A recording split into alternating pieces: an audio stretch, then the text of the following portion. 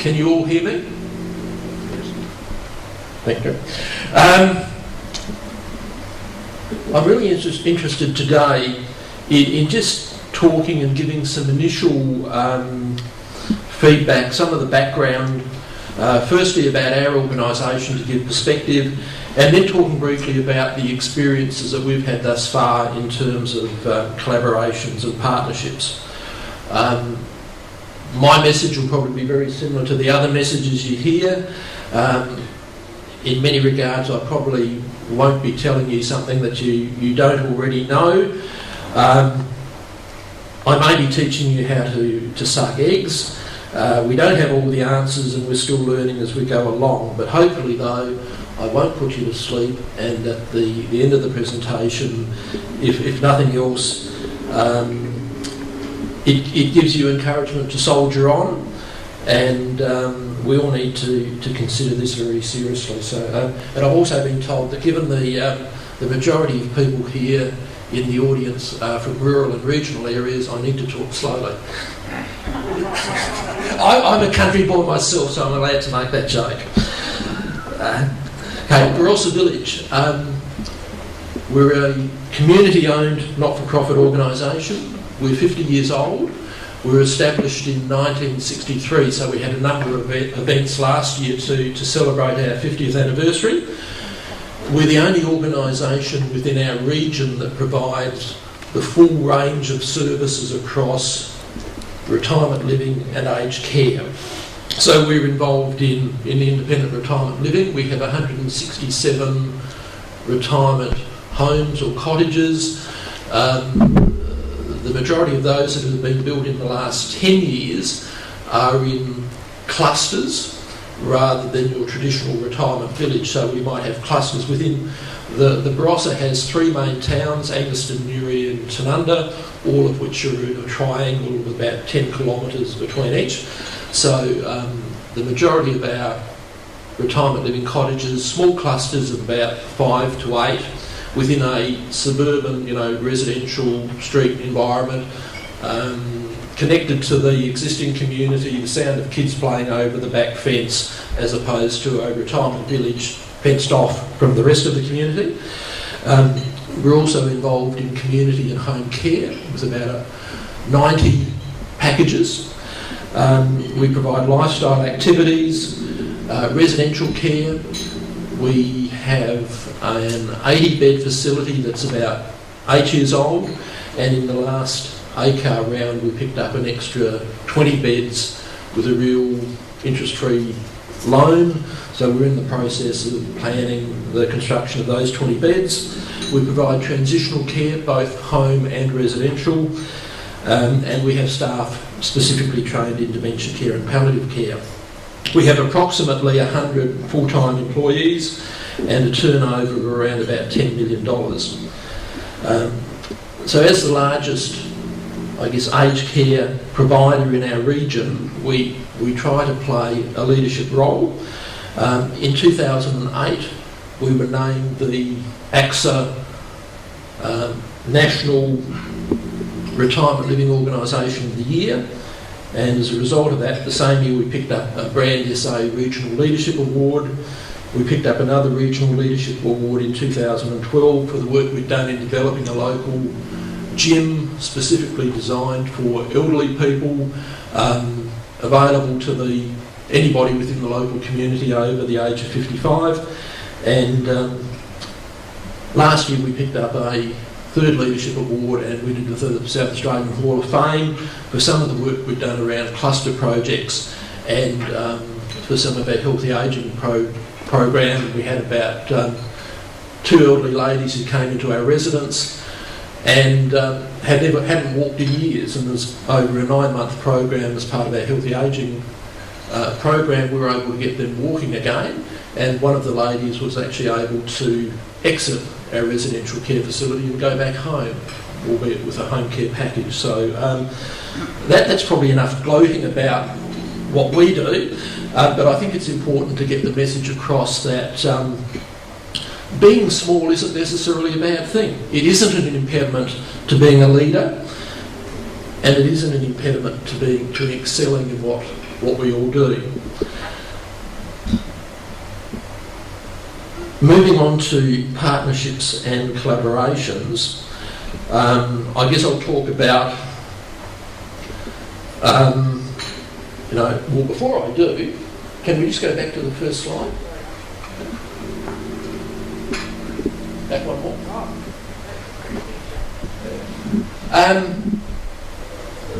The title of our project, Barossa Regional Care Collaboration Project. What's missing from that? Aged, exactly. Our project, we're trying to look just beyond aged care, well, not just only at aged care, but also about disability and how, from a regional perspective, we can fill some of the gaps between aged care, disability services, carer respite, and even community housing. What might the links be between retirement living and community housing? If you have people who have spent their whole life, their working life, where they haven't been able to afford to buy their own home, how are they going to be able to buy into a retirement village? So, what are the options there as well? So, okay, let's move on to the second slide.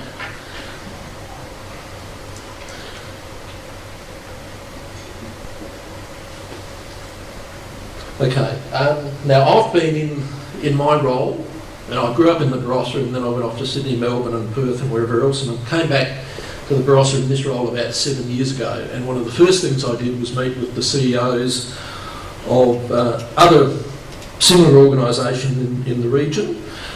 I guess fairly quickly we were able to establish some regular get-togethers, having lunch. Never underestimate the importance that red wine can play in developing some of these relationships. We were able to very quickly, the other leading residential care provider in the region, who also provides retirement living but not community home care, we were able, together with Tanunda Lutheran Homes, to very quickly set up some joint annual information evenings and afternoons where we were able to bring in families and potential clients and talk to them about the services that we provide and some of the issues around bonds and do you need to sell your own home and all that sort of thing. We were able to go into Tanunda Lutheran Homes and provide home care packages to their ILU residents. We were able to get our financial people and our directors of nursing talking to each other on a regular basis and sharing issues, but trying to get some serious conversations happening at CEO level around more serious forms of partnership and collaboration was always a bit of a challenge. And it wasn't until, I think, either May 2010 or 2011 we were able to get Michael to come over and present in the Barossa. We did it through the Regional Development Australia, local Barossa organisation of Regional Development Australia. So it wasn't seen as something that we as one provider were pushing, it was something that was being organised on a regional basis by RDA to involve all the providers in the organisation. And then slowly, following Michael's presentation, we were able to get some discussion started at CEO level, and in the last 2 years, then RDA have also been able to bring out some international speakers to the region, talking around clusters and collaboration through the cluster model, which is based on something that happened within the Swedish paper industry a number of years ago. So we were able to use that, I guess, and that provided the impetus and the interest to actually get a collaboration project underway. So really what I'll talk about, without going into a lot of detail,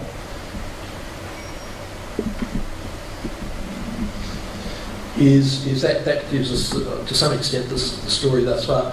Why do it? What do you need to make it work, and what are the challenges? So, in terms of the partners, We have 6 partners in the project that I'll briefly talk about, but there are a lot of other things that are happening at the same time.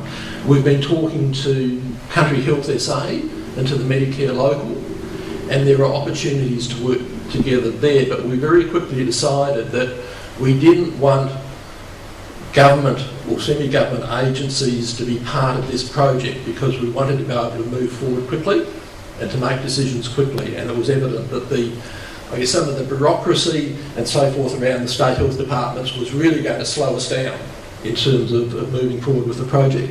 We've also been talking to organisations like Meals on Wheels, who provide, within the Barossa region, from our residential facility kitchen, we provide about 20 home-cooked meals per day in home meal delivery. Meals on Wheels provide about 50 per day. They approached us several months ago saying, we have problems, our clients are unhappy with the meals that we're providing that have been cooked at one of the local hospitals. The feedback we're getting from our clients is, if only your meals could be of the same standard and quality that our neighbours are getting from Barossa Village. So we're having talks there. There's a whole range of issues around cost differentiation in what we charge and what Meals on Wheels are prepared to charge, and the quality of the meals, etc., but we're pursuing that.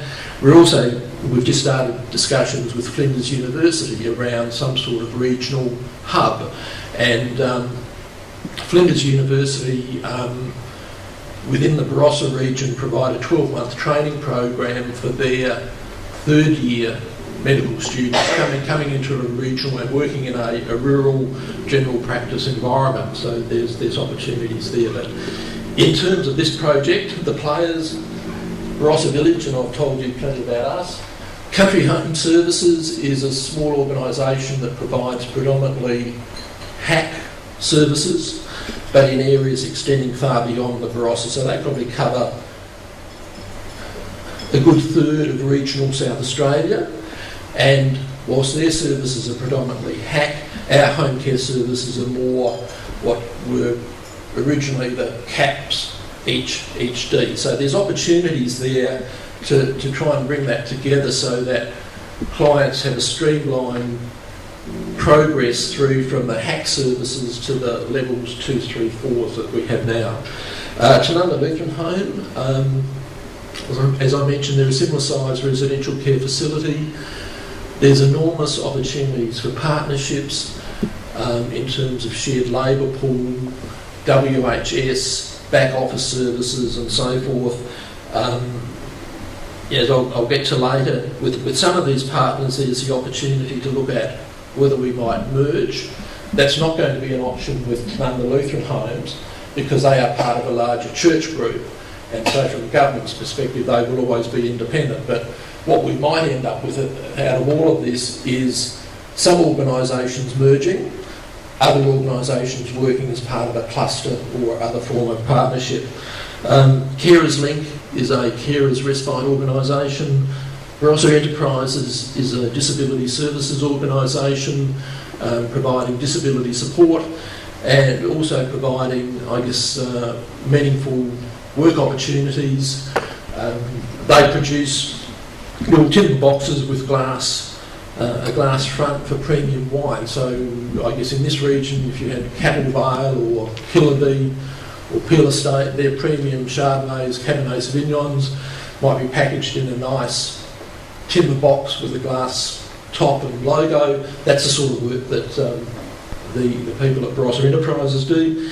And Barossa District Housing Association is again a community housing organisation, and they're keen to be part of looking at how we might be able to work together in terms of providing sustainable housing options for people within the region. I guess what's brought us all together is the passion.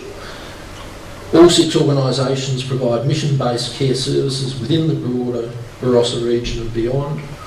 All 6 organisations are committed to local decision-making regarding delivery of services, the type of services that are delivered in the region, the quality of those services. And I guess, as I've already demonstrated, all 6 organisations have already collaborated together in some loose form So there's a willingness to look at how we might be able to collaborate further and gain further benefit through that collaboration. So those 6 organisations have agreed to undertake a project looking at the potential for further collaboration, and we're about 3 months into that project now. So the first thing to do was set up a broad memorandum of understanding to then look at the project parameters, which were basically around, pardon me, what were the opportunities for working together and creating efficiencies and better services for our clients. And could be in terms of service delivery, labour pooling, back office efficiencies, and certainly training and development. We've certainly done a lot of work already in the training and development. That's something that can be done fairly easily. Some of the labour pooling and so forth is much more complex when you get into issues around WHS and things like that. So there's still work to be done there. And then what is the appropriate governance structure to sit above that sort of collaboration, what sort of partnership you might have. So I guess the reasons for collaboration, and I'll move through these quickly because we've already discussed some of these. The fact that we have increasing costs, utility costs, healthcare costs are generally going up at a rate greater than CPI, but our income is pretty much fixed and controlled by government. Costs of compliance are increasing. Working capital and asset backing, one of those organisations providing home care services, they don't really have any assets. They provide services in people's homes. They operate out of a rented office space, which is fantastic. But if they want to grow their business, they don't have any working capital. They don't have an asset base with which to go to the bank and say we want to borrow against these assets. And obviously competition, which we've already discussed. There are many larger metropolitan organisations, particularly in community home care, coming into our region and offering services. Those services aren't necessarily as good as the services that are being provided by local providers. You know, we have some people coming in providing home care from 9 till 5, Monday to Friday. What happens to people's needs on Saturday and Sunday? Surely their care needs are still there. So we're already starting to see that a number of clients for these organisations are coming back to us and saying, can you provide the service because we're not happy with what we're getting here. Unfortunately, we don't have the extra packages. But we need to be in a position where we can compete effectively and sustainably compete with these other organisations that are facing exactly the same issues that we are and are seeing rural and regional Australia as the opportunity to provide them with growth and sustainability. Okay. It's also about increased competitive edge, and this story that we've heard already about governments wanting to deal with fewer organisations. It's about having economies of scale, improved funding opportunities. If you're able to put together a funding application which covers aged care and disability services, if it extends over a broader geographical region, and if it's seen to fill some of the gaps that exist between various services, then you're going to stand a much better chance in terms of the success of your funding application. And as I mentioned earlier, it's very much about local communities continuing to have a say in the types of services and qualities of those services. It's about capacity and competency building. As small organisations, it's sometimes difficult to employ our own HR manager. We have somebody who looks after payroll, but we don't necessarily have expertise in HR. We have to have expertise in WHS, quality improvement, all those sorts of things, and by building capacity or by sharing those services across a number of organisations, it gives all of us access to expertise. And really it's about getting the best bang for the buck. We all talk about the billions of dollars that go into aged care and disability services, but how much of that disappears in the government bureaucracy? How much of that goes to covering our own operational, organisational infrastructure costs? How much actually trickles out down the end in direct services to our clients and our communities? So I'll now move on to what we need to make it work, and this came up in the previous presentations. Well, trust. You need to have trust between the organisations, and for us it was trust at the CEO level was important as a start base. But your mission and your vision and your values also need to be very similar. You know, research shows there's a lot of mergers, and this includes the corporate world, where mergers, amalgamations, partnerships take place for a number of very good reasons, but they fall over because the organisational values and cultures are very different. And you need to have those same values and so forth to make it work. People need to be visionary. And both, the CEO level and the boards. It's not a case of, as I think Michael used the term earlier, walking backwards into the future. Yes, we're all very proud of our histories, but we need to be thinking ahead, looking at the future. We need to be thinking about not what's best for our organisation, but what's best for our communities, the communities that we serve and the people in those communities. And from our perspective, in putting together this sort of a project, it was very important to have an independent project officer that was recruited in from outside any of the other organisations, who was our arms and legs, because we were all small organisations. We were probably the largest organisation. I was probably driving a lot of this. We'd have our CEO meetings and everybody would agree, and then they'd say, Phil, yeah, that's great, now can you do something about it? So the need to have arms and legs, and for those arms and legs to be unbiased and to be able to work independently with all of the CEOs within the organisations that are involved. So I'll move on to some of the challenges. Ego, we didn't have it at CEO level. We probably don't have it at board level. We might have it at the next level down in the management structures, and we haven't quite got there yet.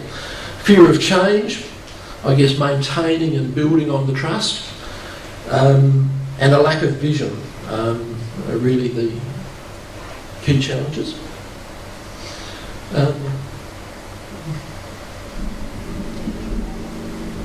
Who knows their Latin? Basically, Festina Lente, to hasten slowly, and this is going to vary in any sort of collaborative project. You can't rush into these things, but at the same time, once you have a little bit of momentum, you've got to ensure that you keep that moving forward. And I think that's probably one of the key messages, that, don't rush things, but keep it moving forward, because if you don't have that moving forward, things will fall over very quickly. So we reached agreement at CEO level. We've now taken that to the board, and the boards are considering it. We haven't yet gone down to the next level, and that's where we see some of the real challenges.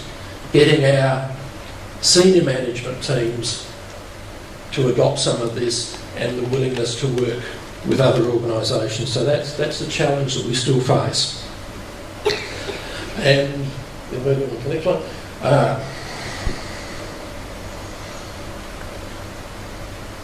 It's probably likely to come up in any discussion around collaboration and mergers. Is it going to be a partnership, or is it going to be a merger? And that's where our respective boards are at the moment. They're coming to grips with the discussion. Basically, in our project, the recommendation from the project officer is that a number of those 6 organisations need to merge. And that's being told by the CEOs back to the boards, and the boards are now considering that. Where we go from here will depend on how the boards respond. and we may need to then have some informal meetings of various boards in sort of the armchair type chat. That might need to start with perhaps a CEO and a chairman and one other board member from the respective organisations, and then sort of go out from there, bringing 2 or 3 or 4 complete boards together for an initial discussion could be quite chaotic. So we want to avoid that. But again, I know we all go into these things thinking we want to remain independent, to be our own organisations, and maybe at some point in time we have to give consideration to, is it better to have a merger at a regional level than to lose out to a larger metropolitan player who will force us out if we don't do something like that. So really, that's all I have to say. We're still on the journey. We've still got a lot of questions to answer. It is very exciting. It's also quite challenging and tiring, but it's nothing good is achieved without a lot of hard work. So thank you very much.